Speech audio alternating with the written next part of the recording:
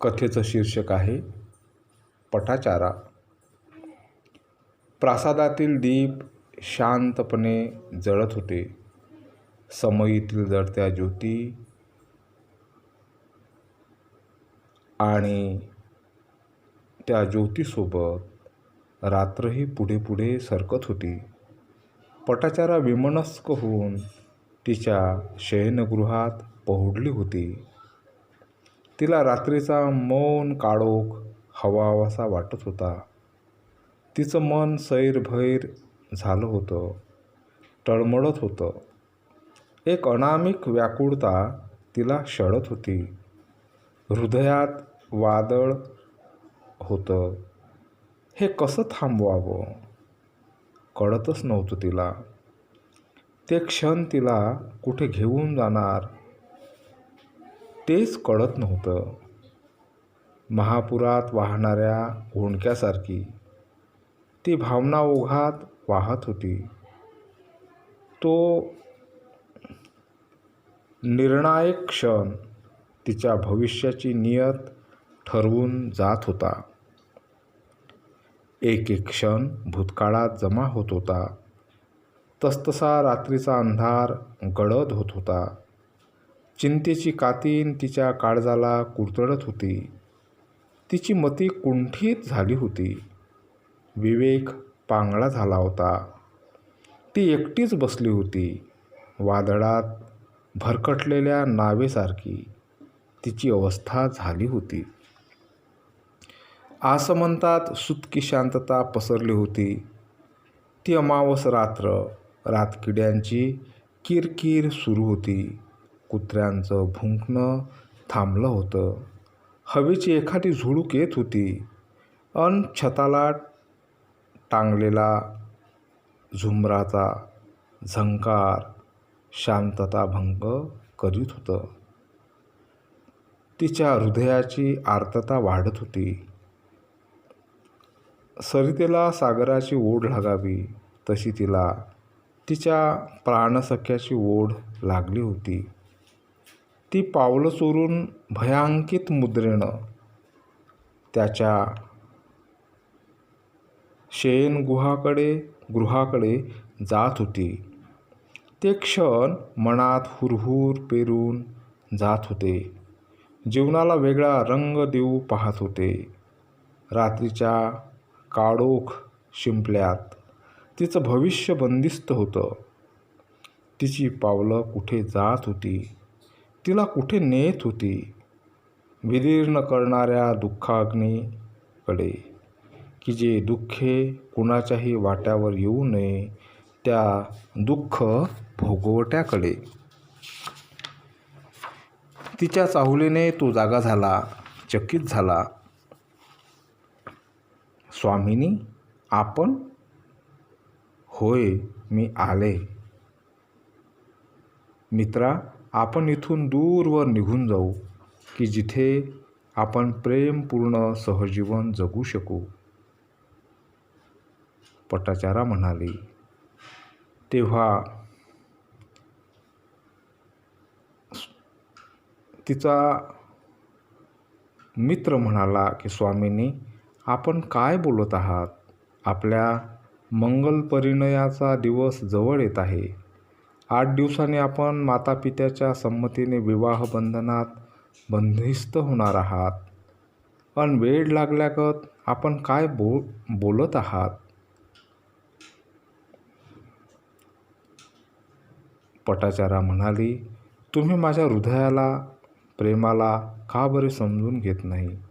प्रेम वेडच असतं. तुमच्या प्रेमाचे नाजूक रेशीम धागे कसे तोडू? तुम्हीच माझे अभिन्न जीवन सहचर आहात. तुमच्याशिवाय अन्य कुणाशीही मी विवाहबद्ध होऊ शकत नाही. विवाह होईल तर तुमच्याशीच, नाहीतर मृत्यू. तिच्या डोळ्यातील वाहणाऱ्या अश्रूतील कारुण्य बघून त्याचं हृदय द्रवलं होतं. मन पाझरलं होतं. किती प्रेम आहे हिचं माझ्यावर, किती स्नेहमयी आहे ही. जमिनीवर रांगणाऱ्या निरागस बालकासारखं. तिच्या ओठावर उमलणारं हास्य त्याला आकृष्ट करायचं.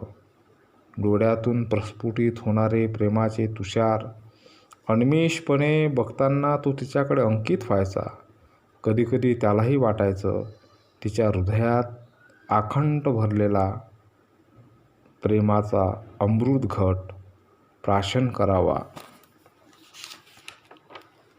मनात कोंबलेल्या भावनांचे श्वास मुक्त करावे. स्वाभाविकच आहे ना. पण चुलीवरील भांड्यातील उतू जाणाऱ्या दुधासारखं उतावीळ व्हायचं का? आपण माणूस आहोत. पण मनात काय ओंगळ विचारांचे प्रवाह वाहत राहतात. आपण आपल्यापासून झाकूही शकत नाही, लपवूही शकत नाही. किती अस्वस्थ करतात हे विचार. माणूस भयकंपित होतो. पण चेतनेच्या महासागरात विचारांची तरंग उमटतात. ती मिटण्याकरताच ना वाऱ्यावर धावणाऱ्या अतिचंचल ढगासारखे कशाला धावत राहायचे मनामागे. आपणच आपली समजूत काढायची. तो स्वतःशीच विचार करीत होता. आणि एकीकडे स्वामीने त्याच्यावर केलेले पुत्रवत प्रेम, दर्शविलेला विश्वास, त्याचं काय? आपण त्यांच्या विश्वासाला तडा कसा द्यावा? तो एका कुंडीत सापडला होता. अगतिक झाला होता. तो क्षण किती दारुण होता. पुढे विहीर, मागे आड. कोणता निर्णय घ्यावा? काय करावं? कसं जगावं? माणुसकीला कसं जागावं? असंख्य विचारांचे प्रश्न विंचू होऊन डंख मारीत होते. आयुष्यातील कोणता क्षण जीवनाला कोणतं वळण देईल सांगताच येत नाही. अनिश्चित आणि अशाश्वततेच्या अंधार समुद्रात आम्ही स्वप्नांच्या नावा सोडीत राहतो असेच त्याला वाटले. वेळ घालवू नका. चला आता बाहेर पळून जाऊया. या विचाराने ती म्हणाली. पण स्वामींनी, मी श्रावस्तीशिवाय कुठलाच प्रदेश बघितला नाही. कुठे जायचं आपण? उगीच जीवाला संकटात टाकू नका. तो तिला समजावीत होता. तुम्ही जर माझी सोबत करीत नसाल तर उद्या पहाटे माझा मृतदेहच बघावा लागेल तुम्हाला, ती निर्वाणाचं बोलली. वैशाख महिन्याचे दिवस होते. ऊन खूपच तापत होतं. घरात उकडल्यासारखी गरमी होत होती. वैशाख महिन्याचे दिवस होते. ऊन खूपच तापत होते. घरात उकडल्यासारखी गरमी होत होती. तिला 9वा मास चालू होता. ती एकटीच राहायची, विचार करायची. किती कठीण आहे हे जगणे. जीवन सारखं विपरीत दिशेने वाहत राहतं. विपदाच वाट्याला यावं का माणसाच्या? किती गहन आणि गंभीर होत जाते जीवन समस्या. चिंतेची खोली वाढत जाते. किती तडजोड करावी. हृदय सारखं रडत राहते अनामिक दुःखाने. ती असे विचार करीत होती. माहेरच्या आठवणीचे पक्षी तिच्या मनाच्या अंगणात किलबिल करायचे. गतकालीन स्मृती जाग्या व्हायच्या. भूतकाळाचा डोह ढवळला जायचा. ती त्यामध्ये बुडत राहायची. संध्यासमयी तिचा पती तिच्या जवळ बसला होता. प्रसूतीकरता माहेरी जाण्याचा विषयाला हात घालावं असं तिला वाटलं. प्रसूतीकरता आपण माहेरी आईकडे जावं म्हणते, ती म्हणाली. अगं, त्यांच्या संमतीविना आपण घरातून बाहेर पडलो. त्यांची बेअब्रू झाली. ते आपला स्वीकार करतील काय? त्यांनी जर आपला अपमान केला तर तो सहन होणार नाही मला. त्यावर तो म्हणाला. पतीचा सल्ला तिला मान्य झाला नाही. आई आहे ती. आई मला क्षमा करेल. तिलाही नातवांचं कौतुक करावं वाटेल. माझ्या प्रसूतीच्या नाजूक समयी तिला माझा अवहेर कसा करता येणार? शिवाय इथे प्रसूतीची पण व्यवस्था होणार नाही. म्हणून तिने माहेरची वाट धरली. शेजारी निरोप ठेवला. माहेरला गेली म्हणून सांगा त्यांना. तो घरी आला. त्याला तिची चाहूल लागली नाही. ती माहेरला गेली म्हणून समजले. तो विदीर्ण झाला. माझ्यामुळेच हिला असे दुर्दिन भोगावे लागले. महालातला जीव झोपडीत आला. तिच्या जीवाचं वण झालं. तो पश्चातापाने दग्ध झाला. तिच्या मागोमाग चालू लागला. रस्त्यातच तिच्याशी गाठ पडली. श्रावस्तीच्या दिशेने चालता चालता ती प्रसूत झाली व दोघे पुत्रासह माघारी परतले. पुत्ररत्नाने तिला मातृत्व बहाल केलं होतं. ती आई झाली होती. आईपणाची अपूर्वाई अनुभवत होती. दोघेही आनंदी झाले होते. पुत्राला गोंजारीत दिवस कसे जात होते कळतच नव्हतं. आपल्या दुःखावर त्यांनी विजय मिळवला होता. त्यांची मने गुलमोहरासारखी फुलून गेली होती. दिवस असे चालले होते. आईच्या भेटीकरता तिचा जीव व्याकुळ झाला होता. भावाची वडिलांची आठवण तिला येत होती. माझं बाळ बघून आईचं काळीज सुपा एवढं होईल. ती वडिलांची समजूत काढील. दुःखाच्या ग्रीष्मात आईच्या प्रेम निर्झराची ओढ कुणाला लागणार नाही. माहेरच्या आठवणीनं मन अनावर झालं होतं. तिला अनिवार्यपणे आईची आठवण येत होती. ती बेचैन होत होती. दुसऱ्यांदासुद्धा तिने पतीला माहेरी चालण्याची विनंती केली, पण त्याने टाळाटाळच केली. तिने तिचे कपडे पिशवीत कोंबले. बाळाला कडेवर घेतलं. पतीसाठी शेजारी निरोप ठेवला अन श्रावस्तीच्या रस्त्याने ती चालू लागली.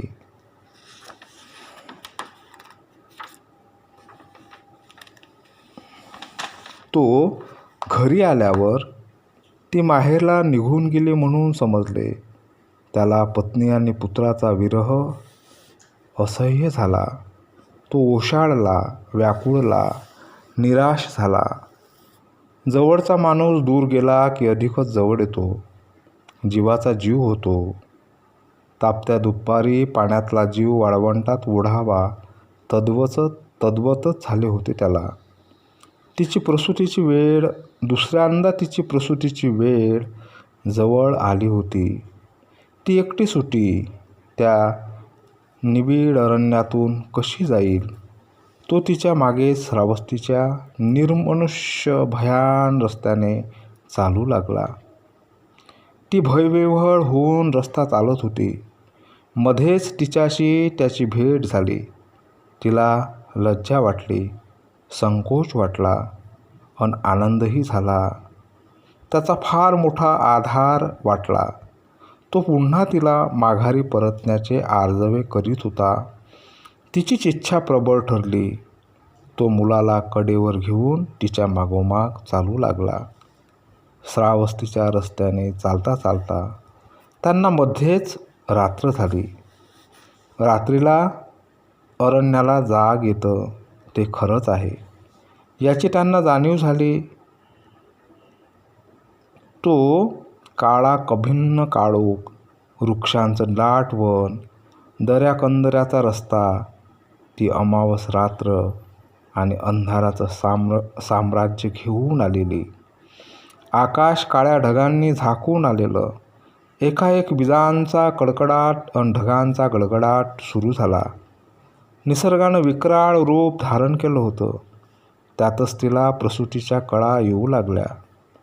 कोंडीत पकडून शत्रूने सूड उगवावा त्याप्रमाणे निसर्गच जणू काही क्रूरपणे छळत होता. एक एक एकाएकी पाऊस धारा बरसू लागल्या. अंग ओलचिंब होताना शहारू लागलं. जीव अर्धमेल्यासारखा झाला. तिची भयविव्हळता शिगेला पोचली. आता कसं होईल? आता काय होईल?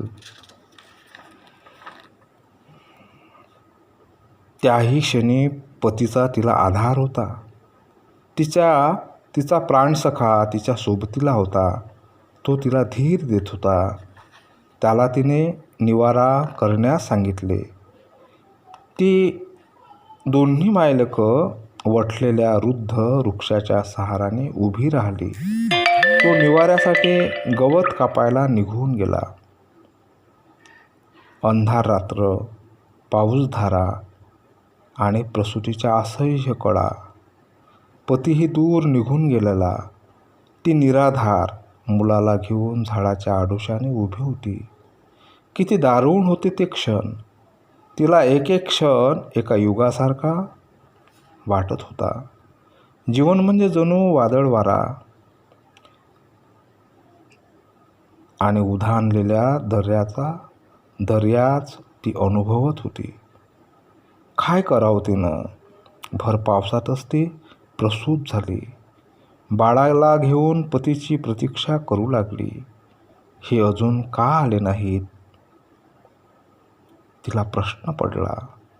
ती विचार करत तान्ह्या बाळाला पोटाशी धरून शोध घेत निघाली. तर तो तिथेच गवतावर निपचित पडला होता. सर्पदंशाने त्याचा घात झाला होता. पती तिचा जीवन सहचर तिला सोडून दूर निघून गेला होता. तो पुन्हा कधीही न परतण्यासाठी.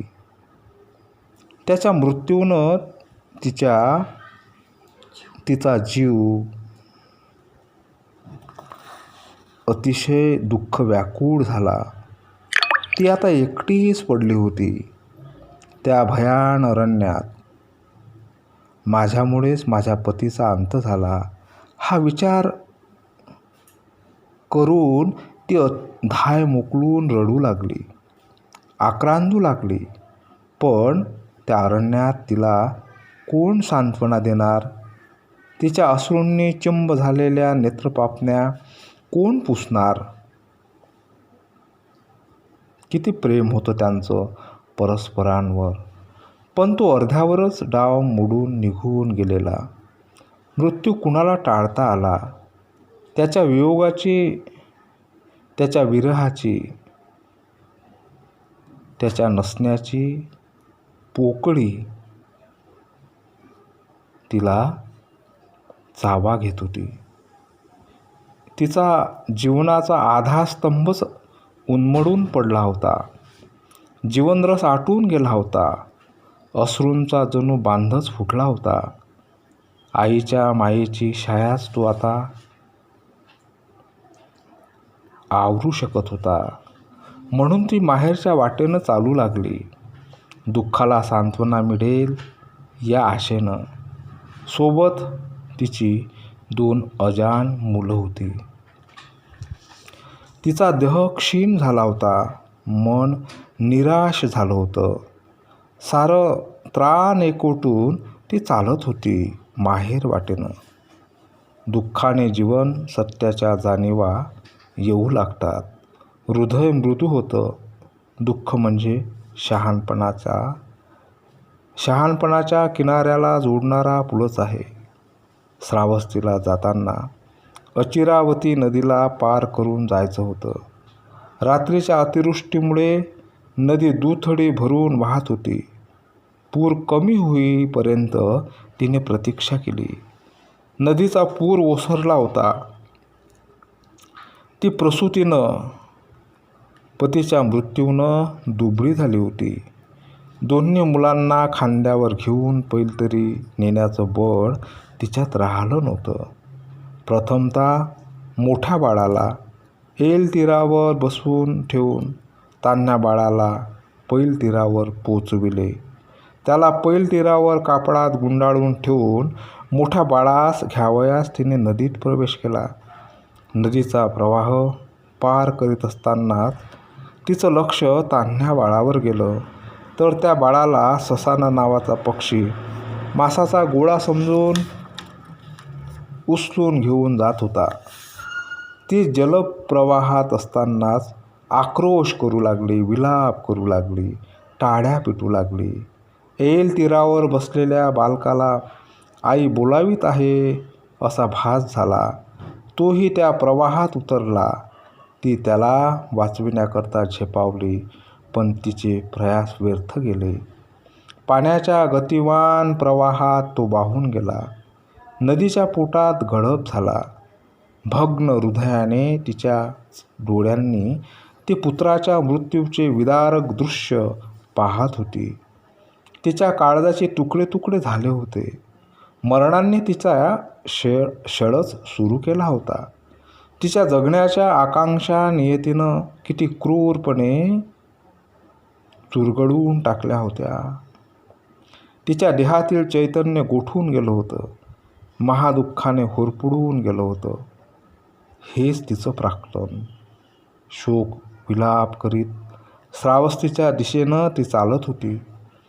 त्याच पथावरून तिच्या समोरून तिला एक पथिक येताना दिसला. ती श्रावस्तीच्या जवळजवळ आली होती. सारं कसं नवं वाटत होतं तिला. जणू हे शहरच फार बदललं होतं. बंधू, तू कुठला रहिवासी आहे? त्या पथिकाला तिने विचारले. भगिनी, मी श्रावस्तीचा आहे. श्रावस्तीचा म्हटल्याबरोबर तिच्या दुःखाची तीव्रता कमी झाली. तिने मातापित्याचे क्षमकुशल विचारले. तिने मातापित्याचे नाव काढताच त्याचा चेहरा खिन्न झाला. तो म्हणाला, भगिनी, रात्रीला अतिवृष्टी झाली. त्या अतिवृष्टीने सृष्टीचं घर कोसळलं. त्यामध्ये तुझ्या संपूर्ण कुटुंबियांचा मृत्यू झाला. मशानात त्यांच्या चिता जळत आहे. जो धूर दिसत आहे तो त्यांच्याच चितेचा दिसत आहे. माझ्या दुःखाची मातापिता सांत्वना करेल, बंधू धीर देईल या आशेनं माहेर वाटेनं चालणारी पावलं जाग्यावरच थांबली. आता तिचं माहेरसुद्धा विलुप्त झालं होतं. आता कोणाला सांगावी आपली दुःख? या जगात आपलं म्हणून आपल्याला कोण आहे? त्या असीम दुःखानं ती कोसळली, धारतीर्थ पडली, उठत बसत मशानात गेली. तिच्या माता पित्या बंधूच्या चिता जळत होत्या. तिच्या ओसाड झालेल्या वाळवंटी जीवनातील हिरवळ जळून गेली होती. जणू निवडुंगासारखे तिच्या सर्वांगावर वेदनांचे काटे उगवली होती. आता तिच्या चिताच पेटली होती. आयुष्याचं मशान झालं होतं. जगणं भेसूर झालं होतं. विस्मृतीच्या काळोखात तिचं जीवन लोपलं होतं. तिचा अभागा जीव दुःखाने वेढा झाला होता. श्रावस्तीच्या ज्या मातीत ती खेळली, हसली, वाढली, त्याच वस्तीत ती वेडी होऊन विवस्त्र अवस्थेत फिरू लागली. लोक तिला दगड मारीत, तिचा तिरस्कार करीत, कठोर शब्दात तिला बोलत, पण तिची जाणीवच आता लुप्त झाली होती. दुःखाच्या अग्नीत पोळणाऱ्या तिच्या हृदयावर कोणी प्रेमानं फुंकर मारले नाही. कोणी थोडीही सहानुभूती दाखवली नाही. भीषण वास्तवाच्या वणव्यात तिचं प्राणपाखरू जळत होतं, तडमडत होतं. तिचा चित्कार कोण ऐकणार? कशीही मानवजात यांना थोडीही कणव येऊ नये. माणसाचे माकड होऊन माणसाचंच दुःख नागवत असतात ही माणसे. दुःखाचे भोग स्वतःला भोगावे लागतात. तिच्या पदरे चिरंतन विलाप आला होता. रस्त्यातच पती मरण पावला, पुत्रही वारला. माता पिता भाऊ एकाच चितेवर जळताना पाहिली. ती असाच विलाप करीत होती. दुःखाच्या वणव्यात तिच्या जीवाचं पाखरू होरपळत होतं. तिला कोणाची तरी सांत्वना हवी होती, कोणाचा तरी आधार हवा होता. शेवटी माणूस हा समाजशील प्राणी आहे, पण किती निर्दय आणि निष्ठुर होतो हा मानवी समाज. कुणाच्या दुःखाने कुणाचं काळीज विदीर्ण होऊ नये, हृदयाला करुणेचा पाझर फुटू नये. स्वार्थाच्या दांभिकतेच्या गटाऱ्यात वडवडत स्वतःपुरतंच जगणारा हा माणूस खरीच याला मानव म्हणावे. तिच्या जीवन वृक्षाला पानगळ लागले होते. मन कमालीचं उदासलं होतं. कुणाकुणासाठी रडावे तिने. जीवनाच्या विरान वाळवंटातून चालताना अश्रूच तिची सोबत करीत होती. या असह्य यातनांचा अंत कुठे होणार होता? काळ किती लहरी असतो आणि दुःख कसं नवनवी रूप आणि वेश बदलवून माणसापुढं उभं राहतं. पण निसर्ग एक दिवस न्याय देतो माणसाला. तो कधी कधी खूप क्रूर वागतो, कधी कधी खूप प्रेमळ. आपलं जीवन आपल्याच कार्यकारण भावाचा प्रवाह असतो. निसर्ग आणि काळ या प्रवासाला साक्षी असतो. सूर्य पूर्व क्षितिजावर उगवत होता. जेतवन कसं शांत होतं. वृक्ष मौन होते. तथागत जेतवनात विहार करीत होते. सांज सकाळी लोक धम्मवाणी श्रवण करण्यासाठी विहारात जात होती. ते शांतीचे तरंग भगवंताची करुणामय वाणीने ती त्यांच्याकडे आकर्षित झाली. आणि ती जेतवनाकडे गेली. भगवान अतिशय शांतपणे लोकांना संबोधित होते आणि एकाएक पटाचारा त्या दिशेने जाऊ लागली. त्या उन्मत्त स्त्रीला इकडे येऊ देऊ नका. काही लोकांनी आरडाओरड केली. भगवंतांनी त्यांना थांबवले. भगवान म्हणाले, तिला येऊ द्या, अडवू नका. पटाचारा विवस्त्र अवस्थेत तथागताजवळ जाऊन उभी राहिली. भगिनी, भानावर ये, स्मृती सांभाळ. तथागत म्हणाले. भगवंताच्या करुणामयी वाणीने तिची जाणीव जागृत झाली. तिला आपण विवस्त्र आहो हे कळताच लज्जा वाटली. लोकांनी तिच्या अंगावर वस्त्र फेकले. तिने भगवंतांना अभिवादन केले. हे तथागता, मी आश्रयहीन आहे. या विश्वात माझे कुणीच नाही. माता पिता बंधू नाही, पती नाही की पुत्र नाही. तथागता, त्यांच्या मरणांच्या सरणावर माझं जीवन जळून गेलंय. या सर्वांची मरण मी माझ्या डोळ्यांनी बघितली. मी खचून गेले. माझ्यातील धैर्य विरून गेले मातीच्या ढेकलासारखं. हे तथागता, या विश्वात माझा रक्षण करता कुणीच नाही. पटाचार्याच्या डोळ्यातून पुन्हा पुन्हा अश्रू वाहू लागले. ती तथागताच्या चरणी आयुष्याची वेदना मांडू लागली. तिचं हृदय गहिवरलं, पण तिला करुणेचा समुद्र मिळाला होता. तिच्या महादुःखाचे आता शमन होणार होते. भगिनी, चिंता करू नकोस. मी तुझं रक्षण करण्यास समर्थ आहे. पटाचार्य, माता पिता भाता पुत्र अथवा बांधव कुणीच रक्षण करू शकत नाही. सर्व मरणाधीन आहे. म्हणून शीलविशुद्धी करून निर्वाणगामिनी हो. सद्धम्म हेच उत्तम शरणस्थान आहे. जेव्हा मृत्यू येतो तेव्हा आप्त स्वकीय रक्षण करू शकत नाही. ना पिता, ना माता, ना बंधू, ना भगिनी. जिथे जन्म तिथे मृत्यू अटळ आहे. पटाचरे, पूर्वजन्मात अशा किती प्रियांचा मृत्यू झाला असेल की त्यांच्या वियोगात ढाळलेली अश्रू साठवून ठेवली असती तर त्यांचे महासमुद्र झाले असते. भगिनी, 4 महासमुद्राच्या पाण्यापेक्षाही लोकांनी अश्रू ढाळले आहेत. शोकविव्हळता दुःखाला आमंत्रित करते.